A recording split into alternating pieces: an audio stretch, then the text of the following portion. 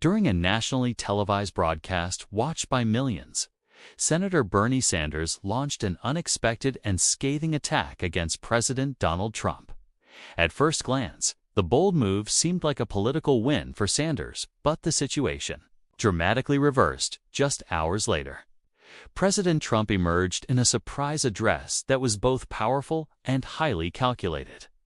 Not only did he refute Sanders' accusations, point by point, but he also revealed startling information that sent shockwaves across the country. What Trump revealed didn't just change the conversation on television, completely reshaped how Sanders was viewed by the public and political insiders alike. What was expected to be a standard policy debate turned into a media firestorm centered on Sanders' fiery remarks that morning. Before diving deeper, be sure to subscribe so you don't miss any upcoming stories. The cameras were live, the audience in the millions. The host asked Sanders his opinion on Trump's recent executive order aimed at cutting off funding to nonprofit organizations suspected of corruption. Sanders leaned forward with a smirk and said, "Donald Trump is the face of plutocracy, a president who caters to billionaires and ignores the working class. He has no place leading this nation." Gasps rippled through the studio. The host was visibly taken aback. "I'm just being honest," Sanders continued. "America needs someone who genuinely stands for justice, not someone pretending to fight corruption while being shaped by it." Within minutes, social media erupted. Clips of Sanders' comments spread like wildfire. At first, his team was confident, but then they noticed a troubling pattern. The online reaction was far from supportive. Comments were filled with outrage, not applause. And from the White House, nothing but silence. That silence wouldn't last. Hours later, the tension broke. A surprise press conference was called at the White House. No one knew what it would be about. Reporters rushed into the briefing room. The air was thick with anticipation. Then Trump appeared, calm, focused, wearing his signature red tie. He approached the podium, adjusted the microphone, and looked into the camera. "I wasn't planning to respond," he said. "But when someone calls me a traitor on national television, I owe it to the American people to tell the truth." He held up a thick stack of documents, sealed and marked official. Reporters leaned in. "These," he said, "are records of over $85 million in government contracts funneled into fraudulent nonprofits, all tied to close allies and donors of Senator Bernie Sanders." Gasps echoed. Journalists scrambled to document every word. Trump continued, "I've faced constant criticism, but to be accused of corruption by someone hiding this," he lifted the documents higher, "that's an insult to the people I swore to protect. Senator Sanders, you chose the wrong fight." At a political rally in Burlington, Vermont, Sanders' team was in chaos. Phones rang endlessly. Headlines blared. "Trump unleashes evidence against Sanders. Allegations of corruption shake Sanders' campaign." A staffer whispered, "Should we respond?" Sanders, weary and shaken, replied, "Not yet." But it was clear cracks were forming. Back in Washington, Trump sat with Melania and Barron, watching the public's reaction unfold. "I didn't want to go this far," he whispered. Barron looked up. "You did the right thing, Dad?" Trump nodded quietly. The story, however, was just beginning. The next 21 hours would change everything for Sanders, for Trump, and for the nation. Major networks cut into regular programming. Trump's revelations weren't just political shots. They were bombshells. The documents listed names, dates, transactions, evidence proving Sanders had discreetly approved funding to sham nonprofits while preaching about justice. In Burlington, Sanders' wife, Jane, watched the coverage in silence, clutching a rosary. "Please, God, help him," she whispered. Trump dominated every platform. The headlines were everywhere. "Truth prevails. Trump responds with evidence. Corruption exposed." What made the difference wasn't just what he said, but how he said it: measured, calm, sincere. "I've made mistakes," Trump admitted during his speech, "but I've never stolen from the American people and called it justice." Veterans called into radio shows with emotion in their voices. Single mothers recorded tearful thank you videos. This was no longer about politics, had become a moment of truth, and Bernie Sanders was now facing the fallout. Trump's phone buzzed. "Senator Sanders wants to speak privately," an aide said. Trump poured a glass of water, looked out over the quiet streets of D.C., and took the call. "Mr. President, I didn't think you'd take it this far," Sanders said quietly. "I didn't go far," Trump replied. "I just told the truth." "You went too far when you lied to the nation." "You may have destroyed me," Sanders whispered. "No," Trump responded. "You destroyed yourself when you mocked the American people." He hung up. No yelling, no theatrics, just silence. In Burlington, Sanders sat in his dark office, hands trembling, overcome by the reality of what had just unfolded. The consequences were setting in. As dawn broke across America, raw emotion swept the country. Truck drivers shared videos with tears in their eyes. A teacher in Ohio showed her class Trump's speech, saying, "This is what integrity looks like." A disabled veteran saluted the TV screen. Something deeper than politics had stirred. Sanders canceled all public appearances. His social media accounts went dark. Even longtime allies distanced themselves. Meanwhile, Trump didn't celebrate. Instead, he visited a children's hospital in D.C. without media.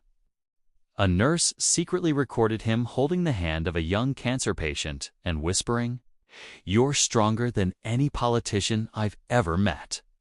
The video went viral in hours. In Michigan, a retired miner named Walter sat at his kitchen table, tears streaming down his face for the first time in years. He wrote a letter. "Dear Mr. President, I'm just a forgotten man. But last night, you reminded me that we still matter. When Senator Sanders mocked you, you didn't respond with hate. You told the truth. Thank you for standing up for us." His grandson asked why he was crying. Walter replied, "Because the man in the White House still remembers people like me." The letter reached Trump within hours, and what he did next moved the nation. Mainstream media tried to twist the story, but it was too late. The truth had already taken hold. Trump didn't rant. He simply held up the documents and spoke honestly. Sanders' team began deleting posts, removing videos, but the internet never forgets. Meanwhile, Trump's posts were met with overwhelming gratitude. At a small diner in Wisconsin, two black women watched the news. One leaned in and said, "I never voted for him, but now I just might." In Ohio, a young boy named Ethan watched Trump's speech beside his father, a Marine veteran. That night, Ethan hugged an American flag his uncle's from the funeral and said, "I want to send this to President Trump. He's real." His mother posted a drawing Ethan made of Trump with a heart on his chest. It went viral. By evening, the flag was en route to the White House. In his next address, Trump held up Ethan's flag without saying a word. The crowd erupted.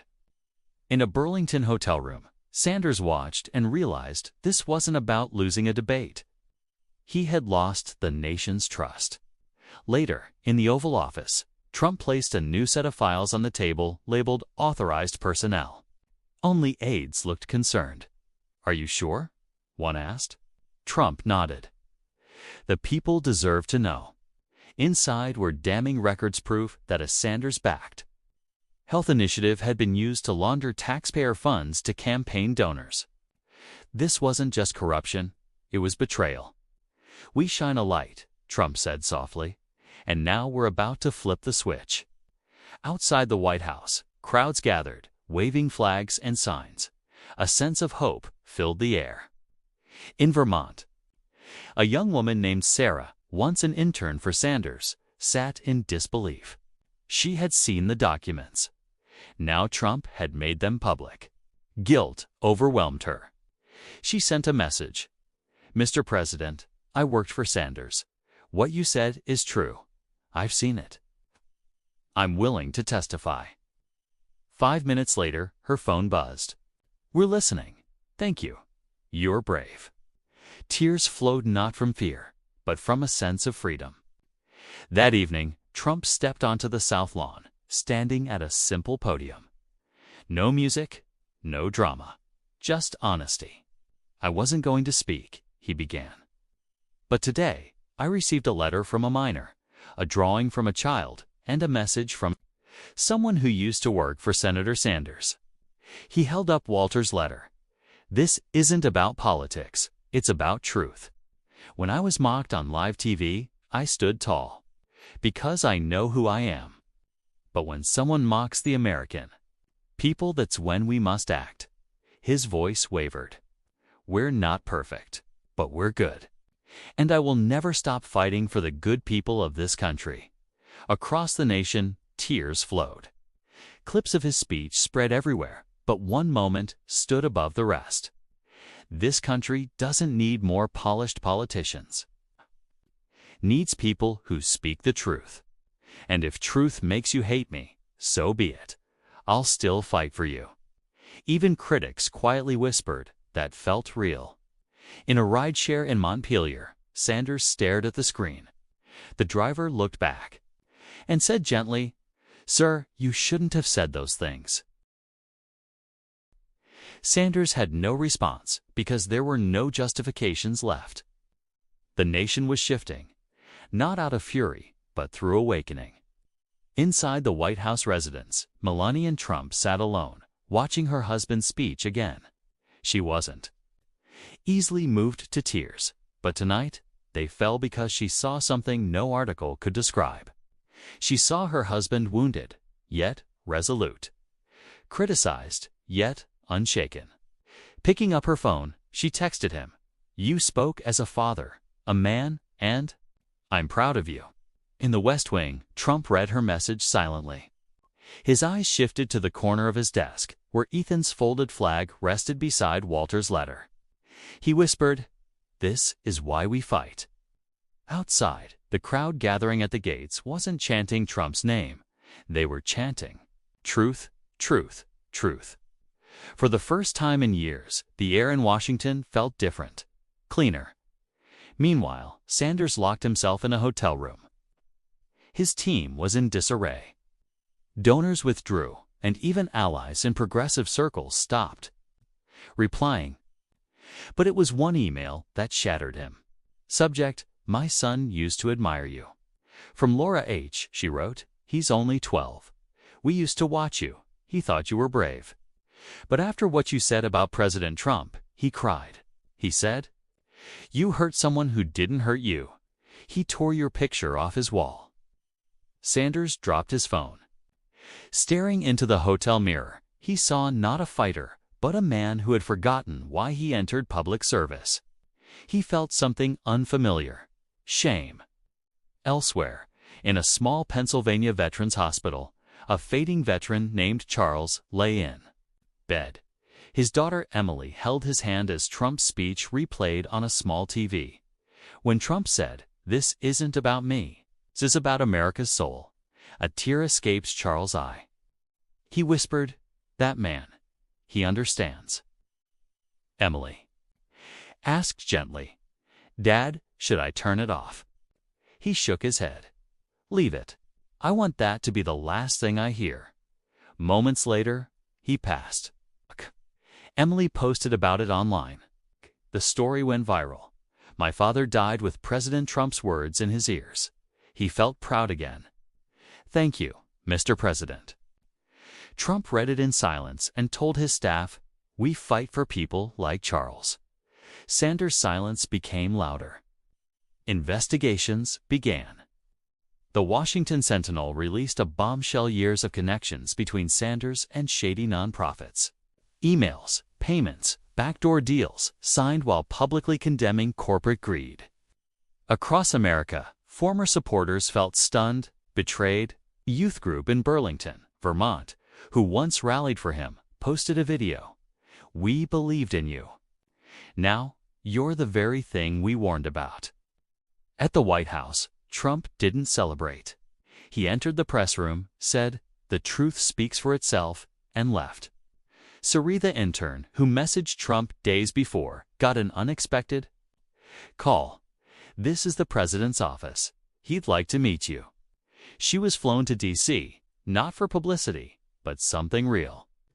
In a quiet room with just Trump, Melania, and herself, Sarah presented documents that could ruin Sanders. Trump didn't interrupt. When she finished, he said, "You've done something many in Congress never dared to. Thank you." Sarah wept. So did Melania. As Sarah passed an American flag in the hall, she whispered, "This is what justice feels like." The crowd outside swelled, waving flags, singing the anthem. Signs read, "Truth matters." In Vermont, Sanders slumped on a couch, watching clips of Sarah walking down the White House steps. His phone buzzed. It was Jane. "Bernie," she said with a shaky voice. "What happened to you?" He struggled to answer. She continued, "You taught me to always speak the truth. But now, I don't recognize you." Before hanging up, she added, "I still love you, boo. I don't know who you are anymore." For the first time, Sanders cried not over politics, but for the woman who once stood by him and was now broken. In a Michigan high school gym, during a civics assembly, a teacher played Trump's speech. When he held up Ethan's drawing and Walter's letter, the room went quiet. Even the rowdiest kids listened. A sixth-grade girl stood and asked, "Why? Did Senator Sanders lie?" The teacher paused and answered, "Because sometimes adults forget what courage is." But President Trump reminded us real courage isn't yelling. It's standing by the truth. Applause filled the room. The clip went viral with the caption, "Even kids see the truth clearer than the media." The final blow didn't come from Trump, came from the Senate. In a closed ethics session, 3 Democratic senators filed a complaint urging Sanders' resignation. One said, "He mocked a man trying to fix what we broke." Sanders sat silently, sinking inside. Trump was informed, but didn't gloat. He told his staff, "Let him fall on his own. Our job is done." Across the country, Americans weren't just watching a scandal. They were witnessing the return of real leadership. In a South Carolina diner, Clarence, a black civil rights veteran, sat by the window, watching Trump's speech. When Trump said, "Truth doesn't need to shout, just needs to be seen," Clarence's eyes filled. A waitress asked, "You?" "Okay, sir," he nodded. "I marched in '63. I thought we were moving toward truth, but our leaders lost it. That man in the White House, he's heading back toward it." A customer posted the moment online. Caption: Civil rights hero changes his mind. It touched millions. In a rural Kentucky church, a pastor stepped down from the pulpit. Who? Here watch the president's response. "Nearly all hands went up," he said. "Then you saw a man face fire and stand tall." A boy stepped forward, holding a flag. "I want to pray for President Trump. He helped us by telling the truth."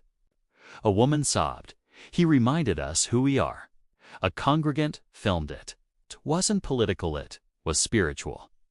When Trump saw the clip, he said, "That's the America we know. That's who we fight for." Back in Vermont, Sanders sat before a blank page. Finally, he began writing. "I made a terrible mistake, not just in attacking President Trump, but in losing myself. I'm sorry." He handed the letter to an aide. "Make sure he gets this." Trump received it before dawn. He read it and said, "We don't kick a man down." He didn't release the letter to the media. He chose grace. The people had already seen the truth. That morning, news broke. Senator Sanders to address the nation shortly. America held its breath. When Sanders appeared, he didn't deflect. He said, "What I said was wrong." President Trump didn't just reply, he reminded me of what I lost: humility. And I'm sorry. He ended by removing his campaign pin and placing it on the podium. Trump, watching, said softly, "That's the first honest thing he said in years." Later that day, Trump quietly traveled to Montpelier. No cameras, no speeches, just a visit to Jane, Sanders' wife. She opened the door, stunned. "Mr. President." He nodded. "I saw your tears. I wanted to say your husband's apology matters." She wept. He added, "I forgive him. I hope one day he forgives himself." A neighbor posted a blurry photo of him leaving. Sometimes healing happens quietly. That night, candles lit the White House fence, not in protest, but in peace. A girl left a sign, "Thank you for fighting for us." Trump stood on the Truman balcony, hand on heart.